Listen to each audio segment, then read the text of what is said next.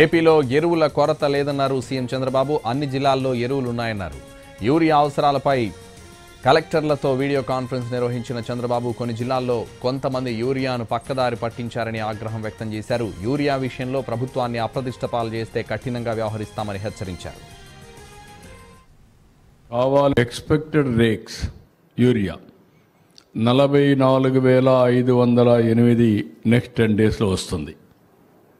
10 డేస్లో డిస్పాచ్ వస్తూ ఉంది. అది కూడా ఆన్ ది వే. కొన్ని జిల్లాల్లో కొంతమంది కావాలని డైవర్షన్ కానీ పక్క రాష్ట్రాలకు తీసుకుపోయే పరిస్థితికి వచ్చారు. దానిపైన కూడా విజిలెన్స్ని యాక్టివేట్ చేశాం. ఇప్పటికి కేసులు కూడా ఇన్స్పెక్షన్స్ 4,214 ఇన్స్పెక్షన్ చేశారు. దగ్గర 6A కేసెస్ ఒక 57 బుక్ చేశారు. షోకాస్ నోటీస్ కూడా ఒక 20 మందికి ఇచ్చారు. అదే మరి number of fake FIR register కూడా ఒక 20 చేశారు. టోటల్ 1,284 మెట్రిక్ టన్నులు సీజ్ చేశారు. రైతు అనే వ్యక్తికి సకాలంలో యూరియా సప్లై చేయాలి, ఎరువులు సప్లై చేయాలి.